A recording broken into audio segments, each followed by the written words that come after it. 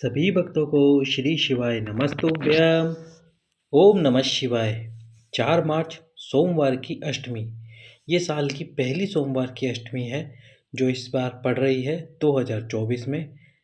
केवल 2 या 3 ही सोमवार की अष्टमियाँ आती है पूरे साल भर में। तो इस सोमवार की अष्टमी का बस ये एक उपाय, आपकी धन की जितनी भी समस्या चल रही होगी जीवन में, कर्जा बढ़ता जा रहा है, धन प्राप्त नहीं हो रहा है, या फिर आप बहुत प्रयास कर रहे हैं पर आपको आपके प्रयास का फल प्राप्त नहीं हो रहा है, बहुत आप मेहनत भी कर रहे हैं, तो ये एक उपाय सोमवार की अष्टमी के दिन कर लीजिए। बाबा आपकी सारी समस्याओं को समाप्त कर देगा। धन की जितनी समस्या आपके जीवन में चल रही है, उपाय किस प्रकार से करना है उसकी जानकारी आपको देते हैं, पर उसके पहले एक छोटा सा कार्य कर दीजिए। वीडियो को लाइक कर दीजिए, चैनल को सब्सक्राइब कर दीजिए और इस वीडियो को अधिक से अधिक लोगों के पास में शेयर कर दीजिए। तो आपको करना क्या होगा, सोमवार की अष्टमी के दिन आपको एक शिवलिंग का निर्माण करना है। लेकिन जो शिवलिंग आप बना रहे हो वो शिवलिंग मिट्टी वाला शिवलिंग नहीं होगा, वो शिवलिंग होगा दही का शिवलिंग। जो दही आप जानते ही हो, दही जो हम खाते हैं, उस दही को एक कपड़े में टांग दीजिए और कपड़े में टांग के जब उस दही का सारा पानी निकल जाए, वो एकदम सख्त हो जाए, चकता हो जाए, तब उस दही को लीजिए सोमवार की अष्टमी के दिन।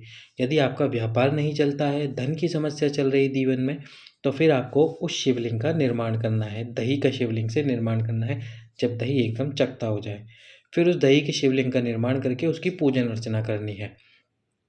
सुबह आपको इस दही के शिवलिंग का निर्माण करना है, चंदन चढ़ाना है, गुलाल चढ़ाना है, अबीर चढ़ाना है, अक्षत समर्पित करने हैं। जैसे आप शिवलिंग की पूजा करते हो वैसे ही आपको इस शिवलिंग की पूजा करनी है, बिल्कुल अच्छे से।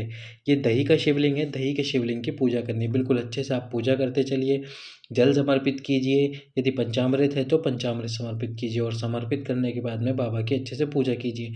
मीठे में थोड़ा सा हलवा या गुड़ या शक्कर बाबा के सम्मुख में रख दीजिए और जब आप पूरी पूजा कर ले फिर इस शिवलिंग को रखा रहने दें। जो भी व्यक्ति ये शिवलिंग की पूजा कर रहा है, अर्चना कर रहा है, वो व्यक्ति उस दिन खाना नहीं खाएगा। एक टाइम खाना खाएगा और एक टाइम फलाहार करना है आपको, यानी कि व्रत रखना है उस दिन। एक टाइम फलाहार और एक टाइम भोजन करना है। शाम के समय प्रदोष काल में क्या करना है, आपको इस शिवलिंग को विसर्जित करना है। अब आसपास नदी तो होगी नहीं आपके, यदि नदी है तो नदी में विसर्जित करके आइए और जिस नदी में आप विसर्जित कर रहे हैं उस नदी से जल को ले, एक कलश जल भर के लाइए। यदि नदी नहीं है तो अपने घर में ही एक पात्र में जल भर लीजिए। अब जल भरने के बाद में इस शिवलिंग को विसर्जित कीजिए और जिस पात्र में आपने विसर्जन किया है, जब शिवलिंग विसर्जित हो जाए तो उस जल में से एक कलश जल भर लीजिए।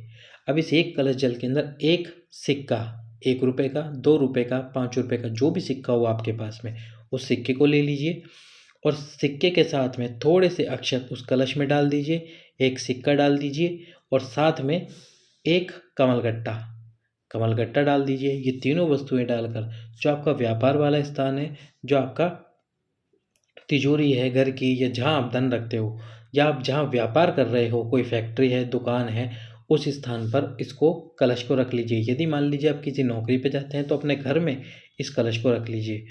जब 2 दिन 3 दिन बीत जाए, 3 दिन बाद में इस कलश के जल को किसी भी वृक्ष के नीचे डाल दीजिए। 3 दिन यदि आप इस कलश को अपने घर में रख लेते हैं तो बाबा धन से संबंधित, या व्यापार वाले स्थान पर रख लेते हैं तो धन से संबंधित जितनी भी समस्या आपके जीवन में चल रही है या कर्जा बढ़ता जा रहा है, उस कर्जे को भी बाबा धीरे धीरे धीरे करके समाप्त कर देगा। आपके पास में धन की वापसी कराना प्रारंभ कर देगा। तो सोमवार की अष्टमी के दिन कीजिए ये उपाय। सभी भक्तों को ओम नमः शिवाय, जय महाकाल, श्री शिवाय नमस्तुभ्यम।